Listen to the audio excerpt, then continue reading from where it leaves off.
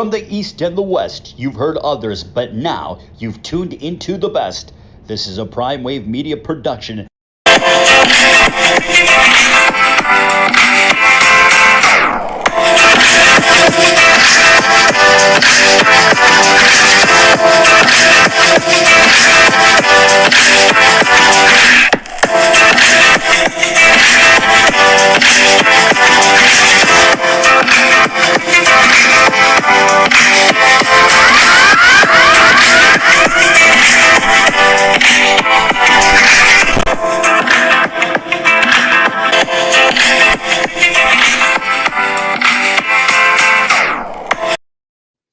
What's up, world? It's the one and only Pop DVICD PrimeTime Capper, and I'm feeling good. I'm feeling great. I hope you are feeling the same. And we are about to jump into our Friday show, man. And it's gonna be a good weekend this weekend, man. That's all I can say. And up first, let's talk about last night. Astros take a 3-2 lead with a 3-2 win in Philly, and now sit a game away from their second World Series title. So you have a team in the Astros, a team that I felt will win this game in 6, and they have went ahead and they proved their point that, you know, they went and did exactly what I felt they could do. If there was any issues in Houston, they went ahead and won 2 out of 3 in Philly, and a lot of people surprised by that because Philly was absolutely bulletproof at home. They were destroying teams. And the first game that was in Philly, Philly hit 5 home runs, were able to beat them 7-0. Last night, everything got very, very intense, and Jeremy Pena came up huge last night. Jeremy Pena hit the go-ahead home run in the 4th inning to give the Astros a lead that they would not give up for the rest of the game. Then Yordan Alvarez was able to help add in another run with Jose Altuve on a sacrifice with Jose Altuve scoring. And then Gene Segura made the game a little interesting in the bottom of the 8th when he was able to knock Nick Castellanos in, but they left the tying run on third base, and that was just something that was just killer for this Phillies team that felt like they were marching to possibly a comeback win. But Jeremy Pena was huge last night. Jeremy Pena had 3 hits that were some of the most important hits of the game. Every time that he stepped on base, it was something that was huge for his team. He hit a solo home run last night, and he knocked in the first run of the game. I'm only mentioning this because Pena was my pick for the MVP for the series because he was red hot and the MVP of the last series against the Yankees. Now, he might be the most unheralded player on the roster. There were a lot of jokes about him as well, too, that he was a shortstop. He's 25. They had to give up another really top talent before they brought him up. And this just shows the examples that the Astros have guys waiting in the wings that are totally ready to take over positions and be ready for, you know, the big stage. And I feel like 2 teams that have hit real well on having very deep rosters are the Dodgers and the Astros. But the Astros are the one that actually perform and actually show up for, you know, all these big moments. The Astros, we all know, are in their 4th World Series since 2017. So, you know, when you look at how everything's shaping up, the last 6 World Series, they've been a part of 4 of them, but they've only won one title. And so look, they're trying to right that wrong and go 2-2 now after losing their last 2 series against the Nationals and losing against the Braves. Now they have the Phillies here, their 3rd NL East team that they've played in a row in the World Series. And as I said before, the Phillies were just so hot coming in, and they were able to get to they played 2 teams that they knew very well. And that's the Braves, and they knew the Cardinals pretty well as well too. And they had just got done whooping up on the Padres a few weeks before they even played them in that series. So when I really do look at how everything works out, this is absolutely going to script the way that I felt it would go. But this is somewhere where this is something that I'm going to hit you guys with very sudden. If the Astros lose tomorrow, they're not going to win this series. I guarantee that, because I feel like game 6 has to be the game that they win, because if they let the Phillies stick around and feel like they have some type of life left, they're going to beat them in game 7. Okay. And I got this peg for game 6. I want to get out of here with my plus 160 bet on the game 6 winner for the Astros. So we're going to see how this goes, see how it shakes out. But let's just see what it do. Now let's go ahead and jump into the World Series preview for tomorrow night. Now, game 6 is a big game. Mattress Mac wants to cash that ticket. You know what I mean?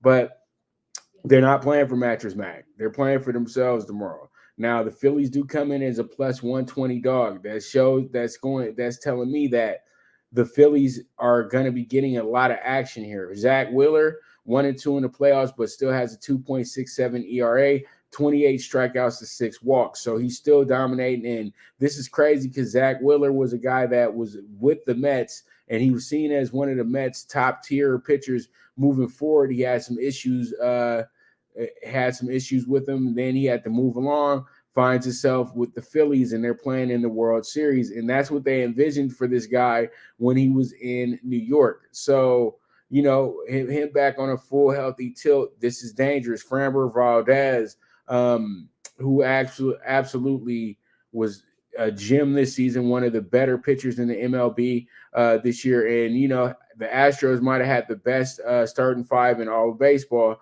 as well, too. Now he comes into this one. It's his third. It's going to be his 4th game pitching. He already has 2 wins, and the last game was a no decision. Now, what happens with me here is I feel like that Valdez will be key in this spot.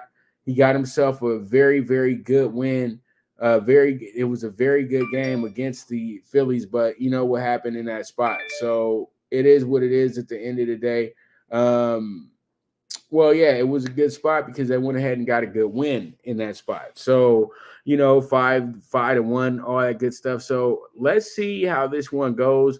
Everything is saying Astros win the game. You know what I mean? But we can't think like that, and at the end, I'm telling you right now, if the Phillies wind up winning this game tomorrow, they'll win Sunday as well, too.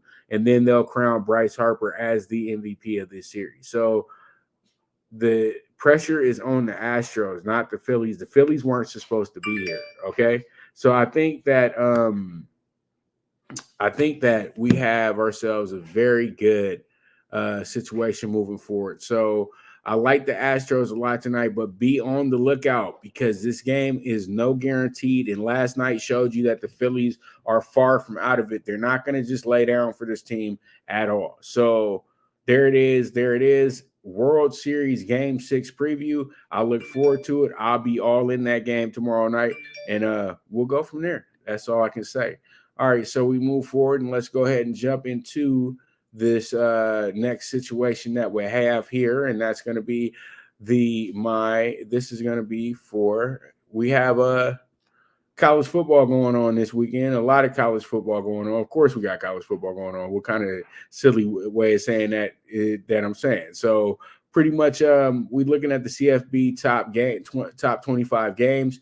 Up first, we got Georgia and Tennessee. Georgia and Tennessee coming into this one. This is one of the most hyped game of the season because, as usual, they give the SEC the luxury of having two top 3 teams or top 4 teams, and all of a sudden it's a coincidence that they always meet. And as I said before, the only reason why Tennessee is ranked number 1 in the nation is because they beat Alabama and scored 52 points, and they got to put some some sizzle on this one.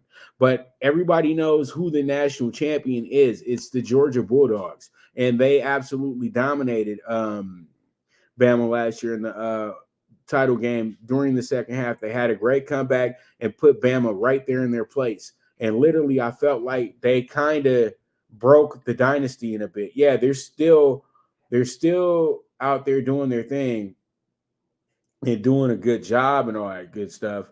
You know what I mean? Bama is still killing it, but they almost lost to Texas very early in the season, and they haven't looked like the team that we're all used to. And when they played against Tennessee, they were really out of their sorts. But I know they're going to say that the quarterback wasn't available that day, you know what I mean, and blah, blah, blah, blah, blah. But they're supposed to have 3 other top-tier 5-star quarterbacks behind that. So that's a stupid excuse.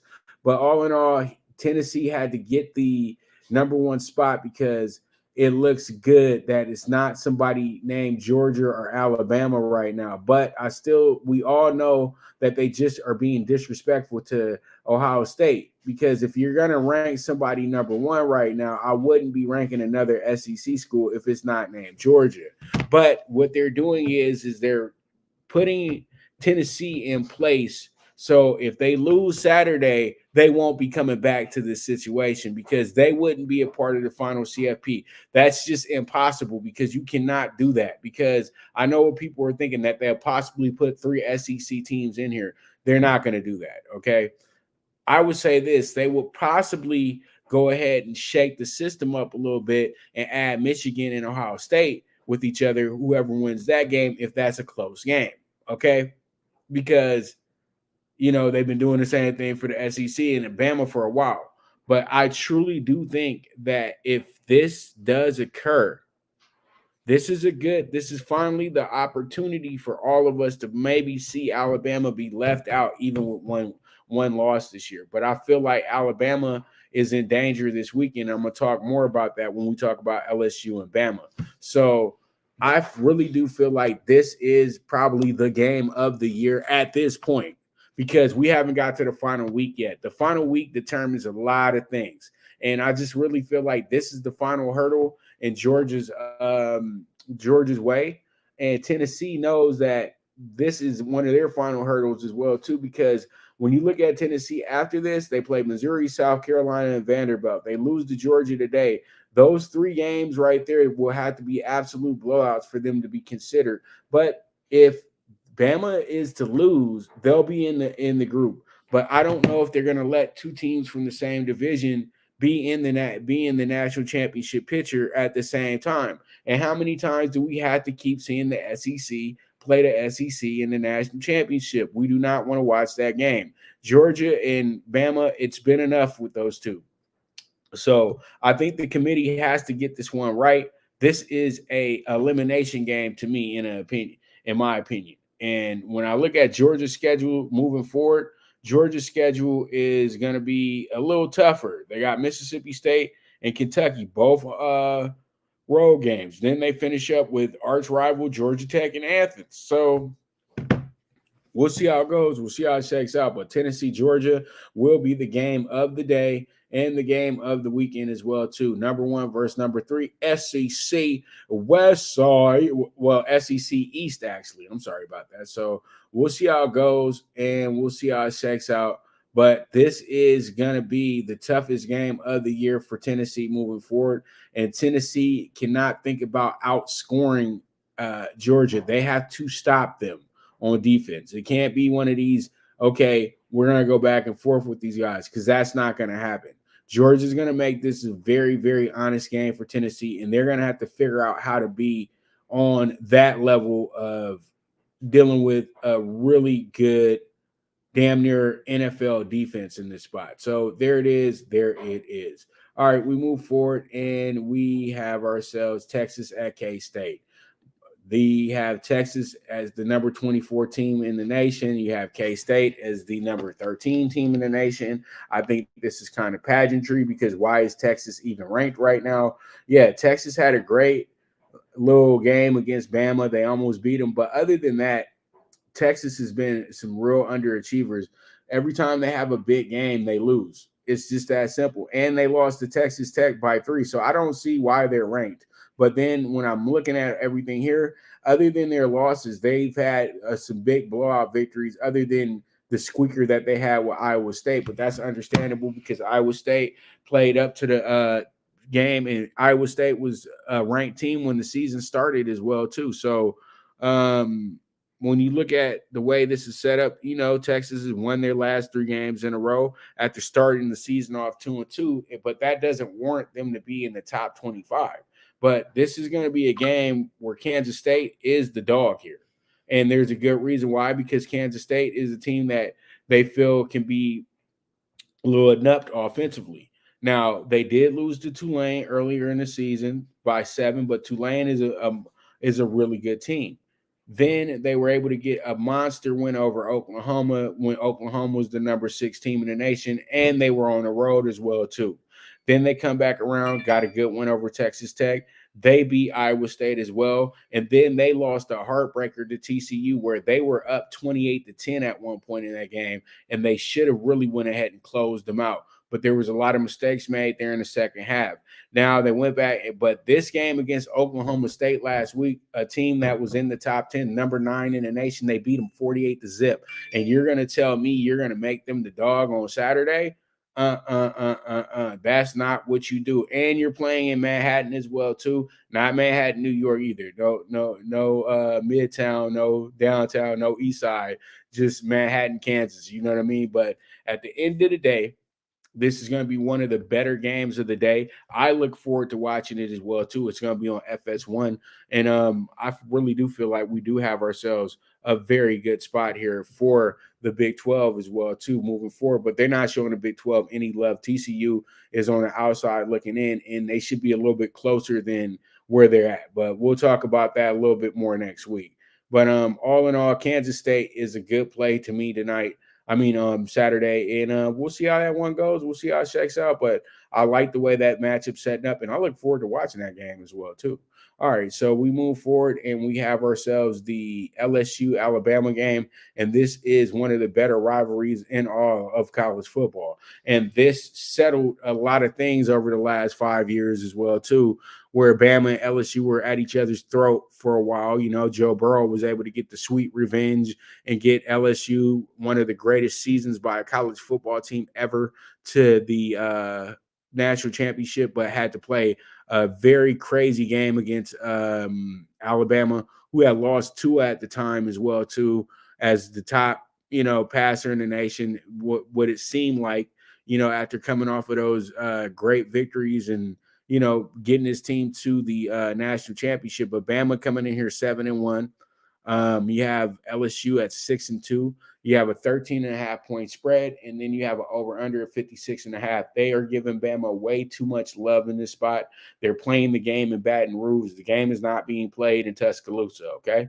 And I think that this is a Brian Kelly signature moment. And I know Brian Kelly wants to get this one back immensely against a team like the Bama, who has went ahead and embarrassed him in a lot of different scenarios as well too. So I think that all in all, what happens here is that you have yourself a very, very fun way of looking at this game and telling yourself that this is going to be problems for this Alabama team that a lot of us feel like are going to be on the outside looking in when it comes down to who's going to the national, who's playing in the CFP.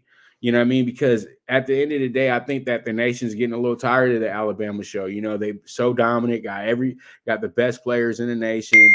And, it's just at the end of the day, you just have things that in place that are very, very good to you. So I do feel like we are in a good spot, and I think that this one is all about the points here. And 13.5 points is a good number. And I know some people are going to be really bold on Saturday because you'll have a lot of LSU fans in the sports books in Vegas as well too. I know from past times when we had LSU at Bama as well too over the last few years. So let's see how it goes. Let's see how it shakes out. But Bama at LSU should be a good one. All right, we go to a game that is tricky. That's going to be Notre Dame and Clemson at South Bend. Now, back in the day, this would have been a spot where you say Clemson's got to be careful because they're going to South Bend. Well, this time around, you don't have that same Irish team. It's not the same anymore with the Fighting Irish because they have a brand new coach. They have a lot of really good players. But the thing is, though, the coach is still getting acclimated to what's best for him. He's probably not going to be there at the end of the year because come on, dude lost to Marshall, and I still don't know how he has the job. But I think they improved immensely right after that because they lost. Because come on, they started the season against Ohio State, and I think that starting the season versus Ohio State really puts them in a position where you can't sleep on Notre Dame in this game. Even though they haven't showed to be a great offense this year, they played great defense this season. And Clemson really hasn't played anybody. Now, Wake Forest was number 21 when they played each other, but Wake Forest is in the ACC teams are kind of a wash. And then you had NC State, who was number 10 in the nation. They beat them 30-20. That was a good win for them as well, too. They were able to hold the lead in that one, but NC State once again was kind of, just in that spot to make them look a little good because the ranking's been kind of all over the place this year. And then you have Syracuse, who almost beat them. Syracuse was up 17-10 at the half. 21-10 at the half. And then they went ahead and got shut out in the second half, losing the game 27-21.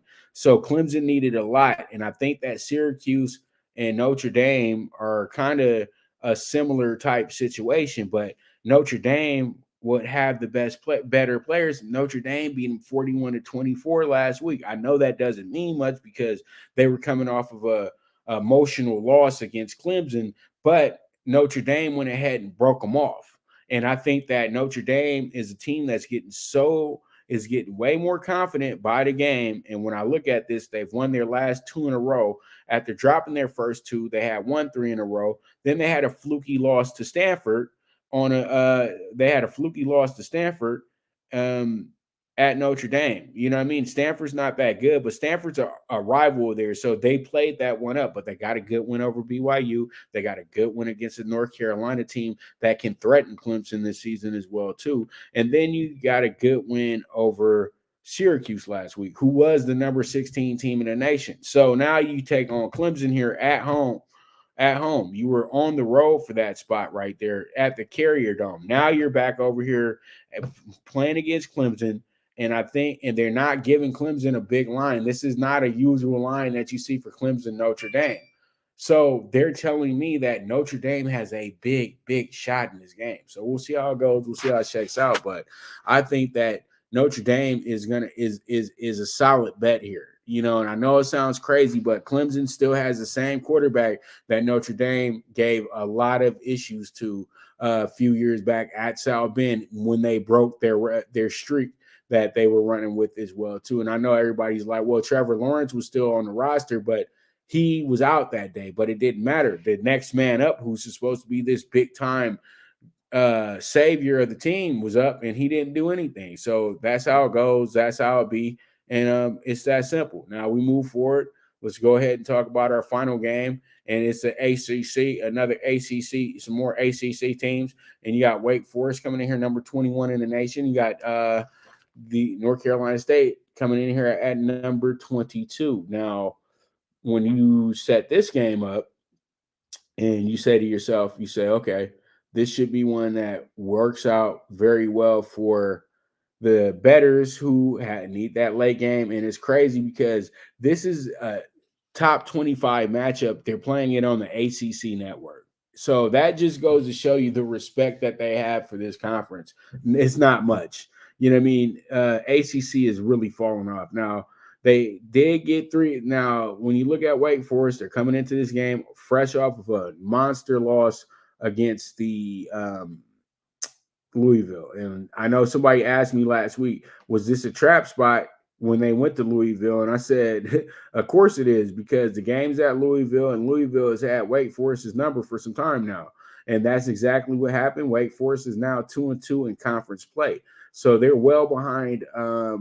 They're well behind Clemson, who's kind of running away with this thing. And then you have NC State, who's 2-2 as well, too. So this is a separation game for these two teams who are trying to catch Syracuse for the second spot. Now, I don't think that really matters because Clemson has literally already won the Atlantic Division of the ACC. So I look at this one. You have a team that's averaging almost 40 points a game. Sam Hartman, who's going to be a really good quarterback at the next level as well, too, will be in there. And then, the rest of Wake Forest's squad is really kind of very middling, but they play really good team ball. Now, when I look at North Carolina State, a team that started off 4-0, they're only 2-2 in their last 4.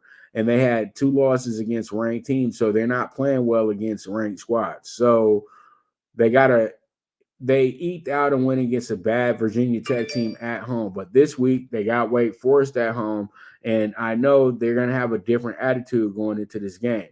So I truly do think that what happens here is that NC State probably gets very embarrassed at home, because I really do think that Wake Forest wants to make up for what happened last week, because they were absolutely dreadful. They couldn't get anything right against Louisville. But usually when you get games like that, you're going to play much better in the next game that you suit up in. So we're going to see how this one goes. We're going to see how it shakes out.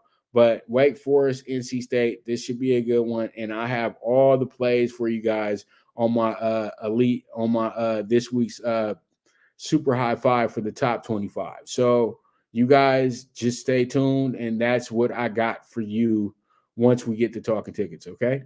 So with that, we're going to go ahead and take a quick commercial break.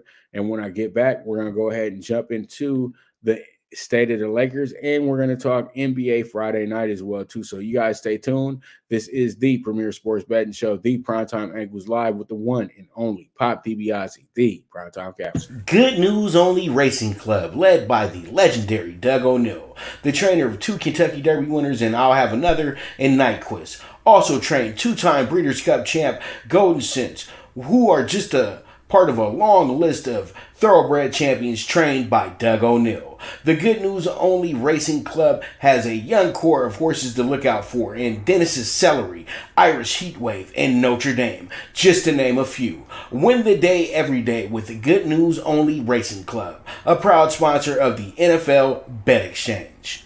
From the East and the West, you've heard others, but now you've tuned into the best. This is a Prime Wave Media production.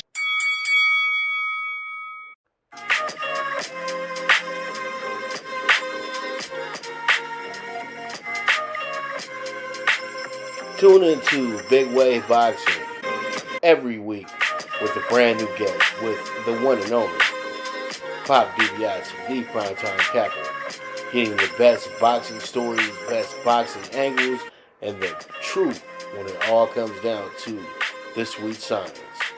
Tune in to Big Wave Boxing on the Prime Wave Media channel on YouTube.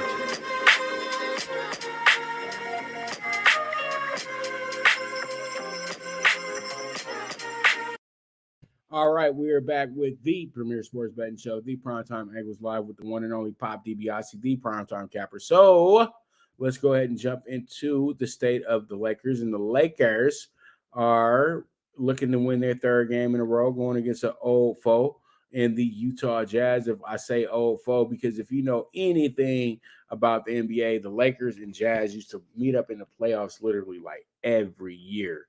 And I remember at one point when the Jazz were really good, they kept embarrassing the Lakers as well. So, Stockton and Malone were incredible. And I'm going to tell you like this. It used to be lights out when teams used to go to Salt Lake City. I'm going to be dead honest with you. It was literally lights out when you got to Salt Lake City, that altitude. And don't let it be a Saturday night you getting beat by 30. Like, seriously, I've seen some of the biggest blowouts for a home team in Utah. So it's good that the Lakers aren't playing them at home, because I think the Lakers would struggle. And the Lakers, it seems like every year they're due for a 20-point blowout against the Jazz. It don't matter how bad the Jazz are. But it works both ways, because the Lakers can be a bad team as well too, beat the Jazz by 15. It's just these guys are really, really secret rivals in a sense. I think their rivalry is deeper than the Clippers rivalry. Clippers is just some team that shares the same building. But let's look at the numbers. The Lakers are 28th in scoring right now, averaging 107. You got the Jazz, who are 7th in scoring, They're averaging 116. Jazz are 20th though when it comes to field goal percentage, and they're 23rd when it comes to free throw percentage. But they're one of the better 3-point shooting teams in the league because they've made 131. That's good for second in the league, and they're 36.1 percentage as well. And the Lakers are fourth in the rebounds. I'm pretty surprised at almost 48 a game. And then you have the Jazz, who are fifth in the league at assists. And then both teams are getting about 15 turnovers a game. The Jazz is just a little bit more, 15.8. And then you have both teams they're getting a lot of blocks a game as well too. But you have a Utah team that's playing much better basketball than a lot of people figured that they would, because a lot of people felt like they would be tanking, but they don't tank in Utah. You guys have to understand that they're going to play it up until they can play. They're going to play it up until the wheels fall off. But when you look at this group, they got 6 guys averaging double figures right now, all led by Lauri Markkanen as well too. And then you have Colin Sexton putting his stamp on this as well. A lot of people, he was somewhat of almost a throwaway in this deal to get Donovan Mitchell to Cleveland, but it's actually working out pretty well for him because Lauri Markkanen kind of fits that Utah market very well, like in an AK-47 John Stockton type situation. So I think that they have enough players off the bench, and this is why that's why they're staying afloat. And THT is still doing much better than Pat Beverly right now. I know that the Lakers would love to have his 7 points a game, but he wouldn't be averaging 7 with the Lakers. He'd probably be getting about 12 or 13. I'm looking at this right now, though. Utah is very beatable for the Lakers tonight. Yeah, they're 6-2. That's nice. That's good for them. 6-3 actually, because they just lost the other night. And they had won at this. They lost their first game of the month. They had won 2 in a row, but they had started off the season so good by winning their first 6 out of 8 games. Now I think after the other night they lost a very close game. They had an early lead in that game and then blew that lead in the game and then wound up losing the game. Now the Lakers come into this one. The Lakers had a big lead the other night and they wound up winning the game after blowing that lead the other night. It was very good for the Lakers because they got a lot of big moments from Anthony Davis and from LeBron and from Westbrook, and then Lonnie Walker chipped in 28 as the lead scorer the other night. So the Lakers are finding it a little bit easier to coexist with each other now, because now since Westbrook's on the bench, it opens up things a little bit. It gives the second unit a little bit more confidence because they're running with the superstar as well too when the superstars are out. So that makes it look really good. It's understandable because the Lakers bench is so horrendous. So when Westbrook will get Westbrook moments off the bench, and Westbrook was great in the first half. He had 11 points, and he was able to steer that second unit to get the Lakers up in that game 12 points. So the contributing efforts of the superstars does not matter who's starting and who's coming off the bench. Westbrook is always going to be a key player to whatever the Lakers are doing night in and night out. So we know that part. Starting is just something that the fans need to appease how good you are, I guess. But I played basketball for 20 years, and some of the best players I ever played with and some of the best players I ever coached, because I coached for 10, were coming off the bench. You know what I mean? And some guys wanted to come off the bench. They didn't want to be a starter because they want to see how the game was going to go so they could put their print on it once they get their number called. And sometimes I couldn't wait to bring in a guy that was coming off the bench because I knew when I got him in the game, we were about to turn it up. So it is what it is at the end of the day. I think the Lakers are in a good spot tonight to get their 3rd win in a row, because Utah is a favorite, but Utah is a bad favorite in my opinion, because they kind of won because nobody take them that seriously. Now it's different. You know what I mean? So this is going to be something that we all will be very interested in tonight to see where the Lakers go to in this spot. So there it is. Lakers looking to win their 3rd in a row as they host the Red Hot Jazz. let's see how it goes. Let's see how it shakes out. You guys already know the Lakers are one of the worst covering teams in the league, but right now they're 2-5 against the spread. And literally they're the same record that they have because it's either they win or they lose, and that's just how it is. And so pretty much the Lakers ain't covering no spread if they lose, they cover if they win, right? So, hey, that's for now, but we'll see how it goes. But that's it, and that's all for the state of the Lakers. And I like what we see tonight with the Lakers. And you know me, I don't really like putting Laker bets up here because that's kind of playing that you don't want to play with your heart, play with your head. But at the same time, I can bet against the Lakers whenever I want to too if I don't feel like they're gonna win the game. So I just really feel like a lot of times just stay away from the Lakers. Seriously, stay away from them. We'll deal with the Lakers when we need to. But there it is. There it is. Love the way that their attitude is pretty much changed from October to November. I think the Lakers do understand that it's a long season. I don't think the Laker fans understand it's a long season. But right now, I would say Westbrook's safe for another 2 weeks before they start talking trade talks and everything like that. And I know Matt Ryan is now a folk hero in Los Angeles as well too, after his buzzer beater that got the Lakers into overtime. But I still think the guy has about another week or two on the roster before everything's all said and done. Y'all saw that episode of Mr. Cooper. Mr. Cooper hit the buzzer beater too, but that didn't keep him on the team. So it is what it is at the end of the day. Now we got NBA Friday night. We got 12 games on the slate tonight. And I got 5 to talk about because that's going to be my super high five tonight. And NBA Friday night goes a little something like this. We start off with the 76ers and the Knicks. This game is going to be in Philly tonight as well, too. You got a 76ers team coming in here 4-5. Winners of their last 4 out of 5 after starting the season 0-3. The Knicks have been kind of middling to start the year. They lose one, win one, lose one, win one. And that's kind of like how it usually is. But the Knicks did start off 6-0 last year to start the season. There became a lot of hype around the Knicks in New York, and that slowly died out. The Knicks were literally out of the playoffs by the beginning of March, and that was pretty sad to see. And they wasted Kemba Walker in the process as well. So when you look at this, you have a Knicks team that lost their first game of the year. Then they won 3 in a row, but they had Detroit, Orlando, and Charlotte.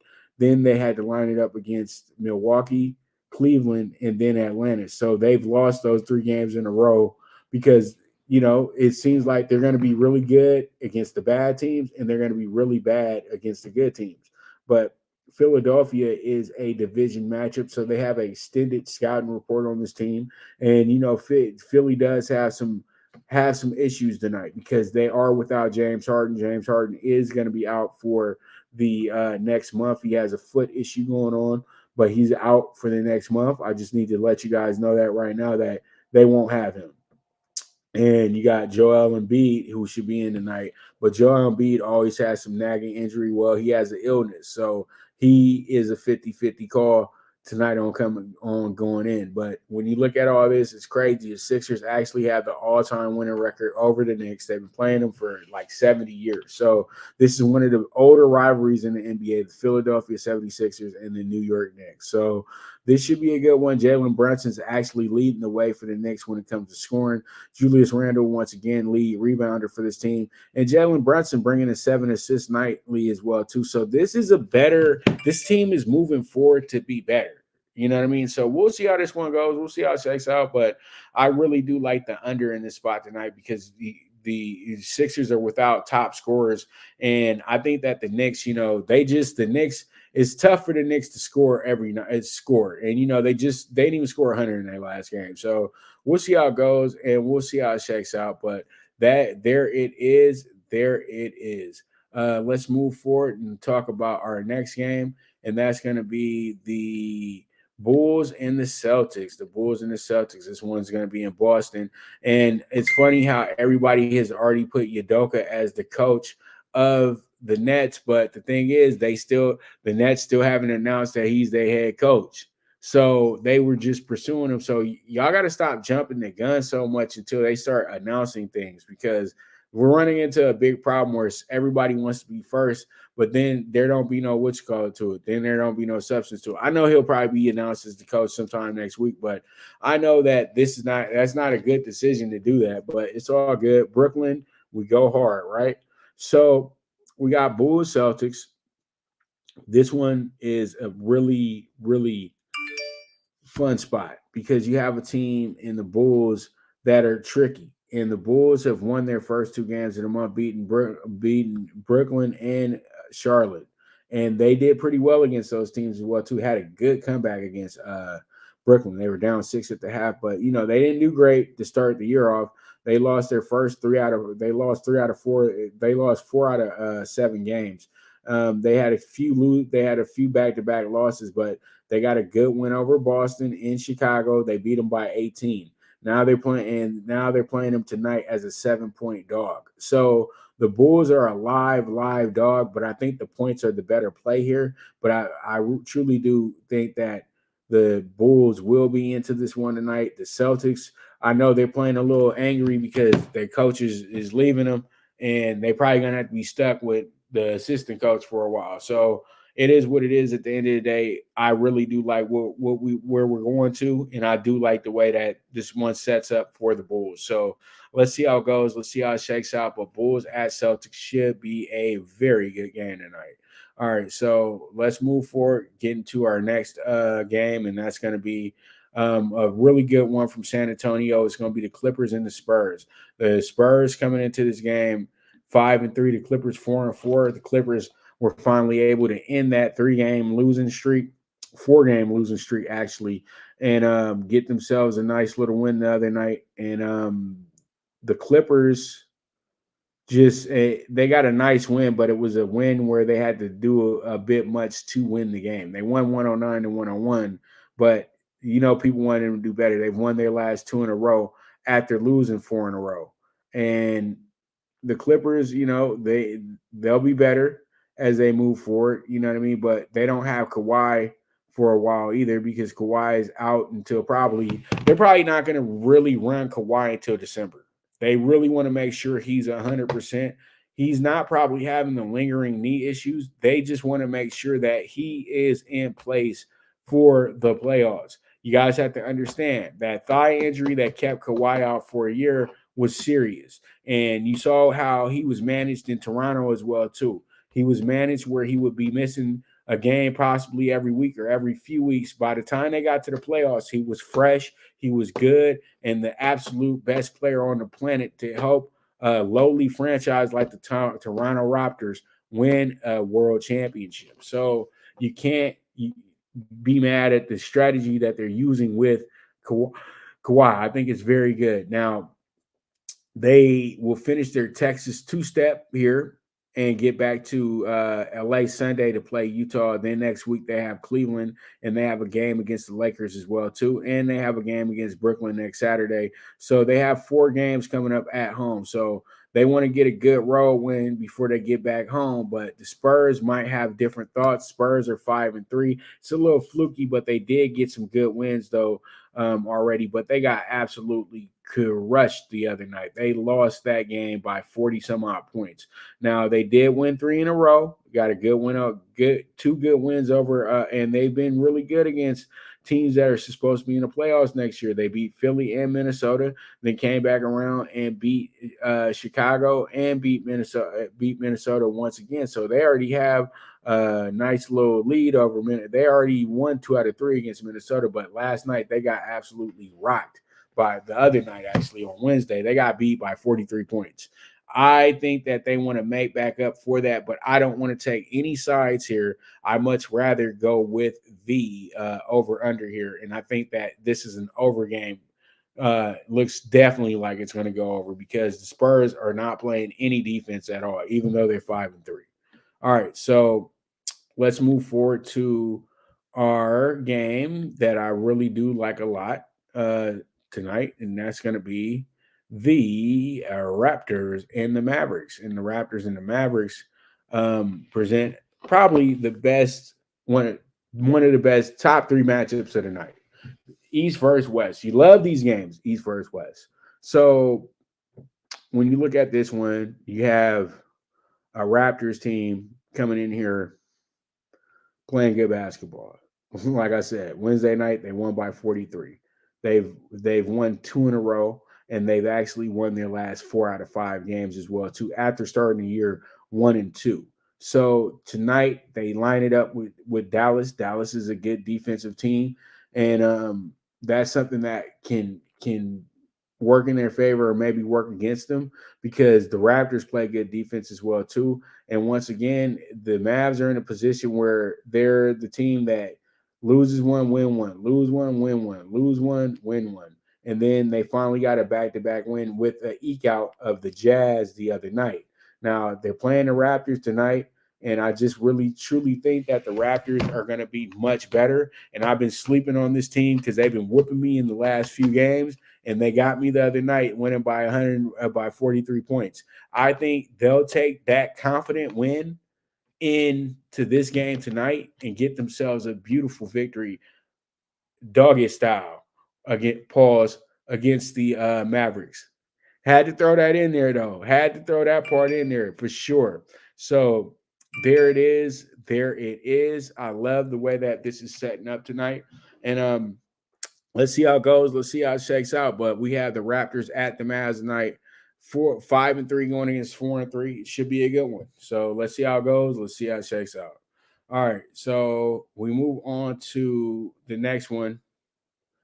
And our final one before we go to our next commercial, that's going to be the Warriors and the Pelicans. And you know that this is going to have a lot of hype around it. Zion versus the Warriors and blah, blah, blah, blah, blah.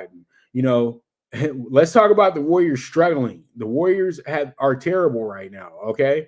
They lost to the Orlando Magic. The Orlando Magic had one win on the season. They lost to them by 1 the other night.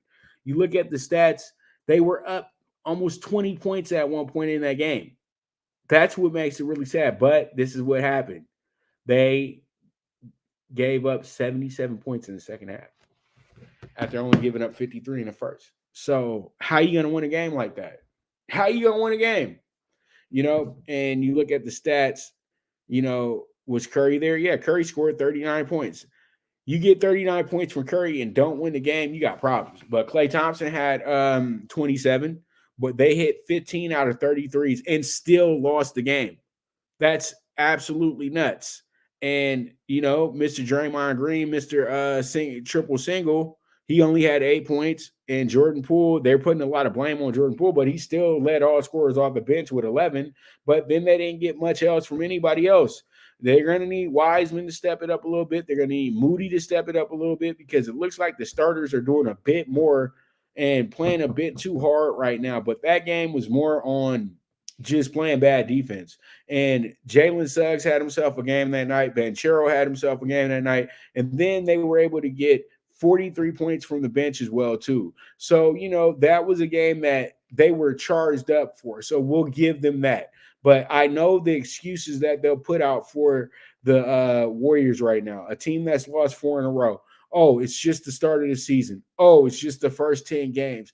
Oh, they're so much better than that. But this team is broken after what happened with Jordan Poole and Draymond Green. You just can't move forward with a team like this. You just can't move forward with a team like this after such a bad altercation. Literally, he could have broke the guy's eye socket with the sucker punch he threw at him. And it wasn't even that serious from what you could see. It just seemed like somebody didn't want to listen to what you were talking about, Draymond. And that's just the game sometimes. But it is what it is at the end of the day. They're not going to make a move if this continues until about December.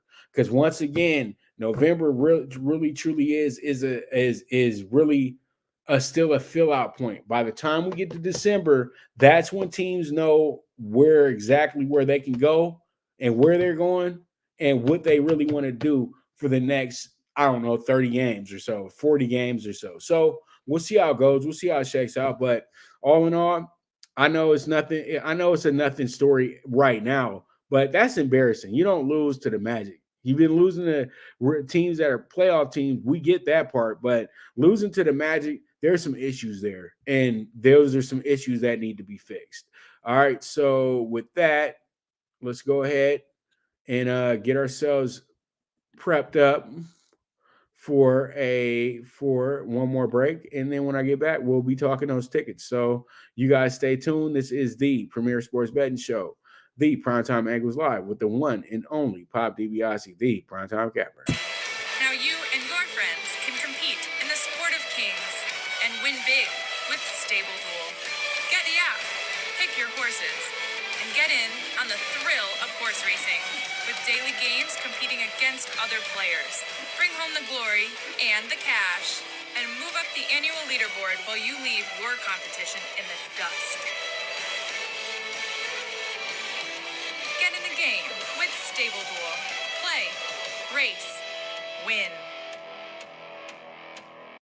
Good News Only Racing Club, led by the legendary Doug O'Neill, the trainer of 2 Kentucky Derby winners and I'll Have Another and Nyquist. Also trained 2-time Breeders' Cup champ Golden Sense, who are just a part of a long list of thoroughbred champions trained by Doug O'Neill. The Good News Only Racing Club has a young core of horses to look out for in Dennis's Celery, Irish Heatwave, and Notre Dame, just to name a few. Win the day every day with the Good News Only Racing Club, a proud sponsor of the NFL Bet Exchange.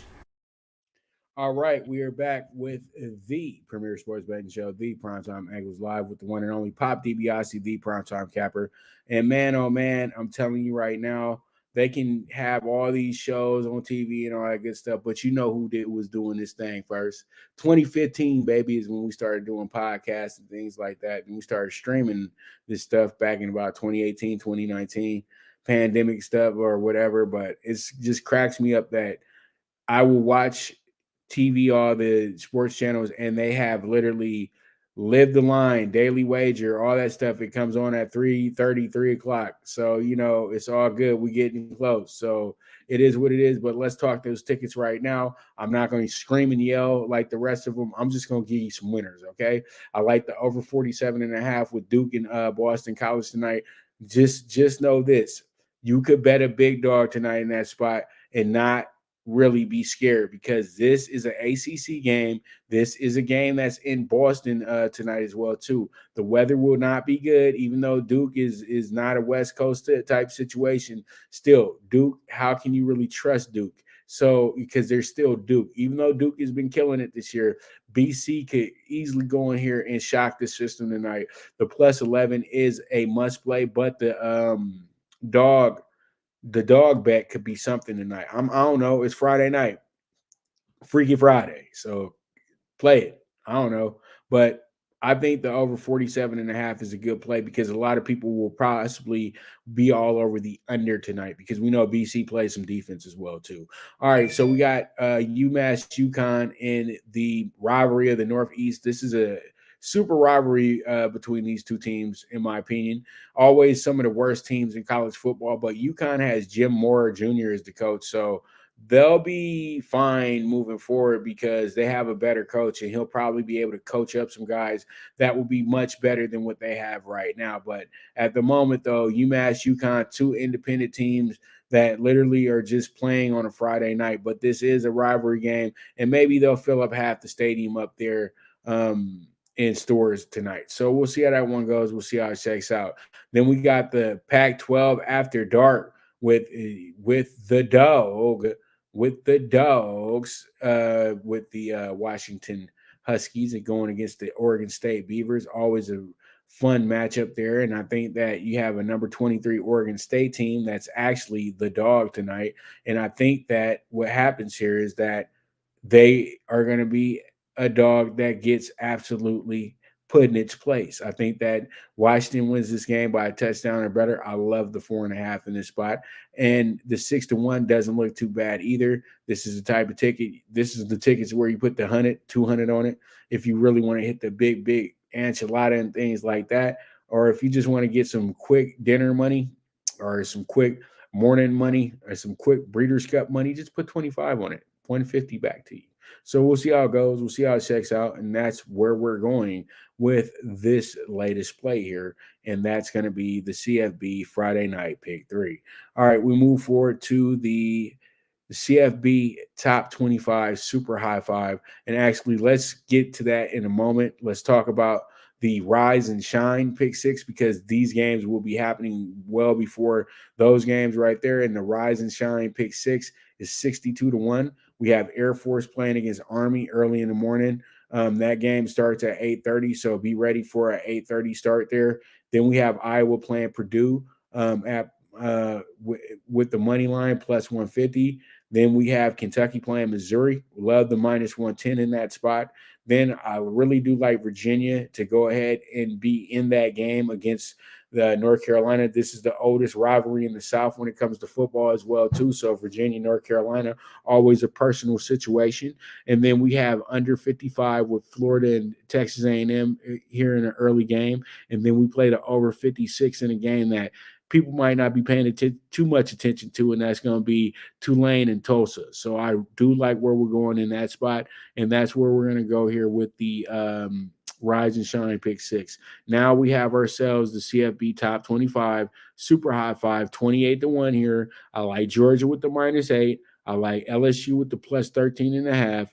We like K-State as our doggy, the one that puts a little bit of put a little sizzle on his ticket.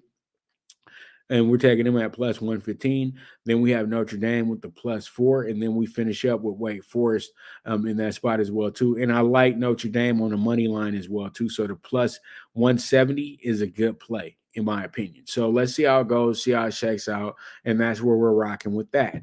And then we go ahead and we have ourselves the NBA super high five, 32-1. The under 219.5 Knicks 76ers.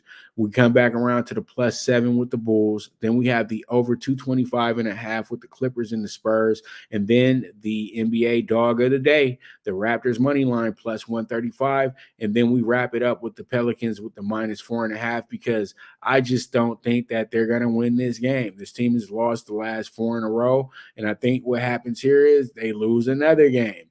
So count that as 5 in a row for the Warriors. I don't trust them because they really messed up a nice little nice teaser that I had last night with the Texans Eagles going under 51, and the Texans having a plus 19.5, 6 points. They just had to beat them by 6 points last night, the Warriors, and they lost by 1. So I don't trust nothing they got going right now. We have ourselves future for tomorrow, World Series game 6 bets. Astros, let's just go ahead and put the chips all on the table. Astros, bet double down bet. Astros money line with the minus 145. Then we got the Astros with the minus 1.5 as well too. So we double dipping a little bit on that spot. Then I'm playing the over 3.5 runs in total for both sides in the first 5 innings. And then yes, they will score in the first inning, another plus bet. So there it is. We have our set. That's going to be a wrap on Talking Tickets today, and that's going to be a wrap on the show as well too. So I want to thank you guys very much for tuning in. You guys are the absolute best. I know I went a little bit longer, but we talked about over 10 games, and I've given out 5 different cards for you as well too. So hey, it's not like I ain't taking care of you now, okay? So let's go ahead and get this money, baby. It's Friday night, and then we got some good things going on Saturday as well too.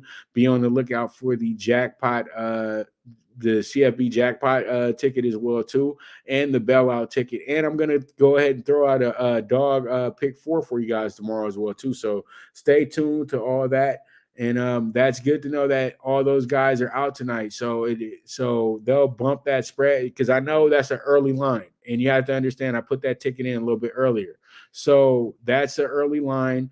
And I know it's probably going to go off at probably 7 or 8 now, since we don't have Clay, Draymond, or Steph. They all possibly just hung out at Disney World today and just said, forget coming to the game. So it is what it is. We'll got to go ahead and wrap this thing up. You guys are the absolute best. As I always say, bet with your head, not with your heart. The movement is moving, and I am gone.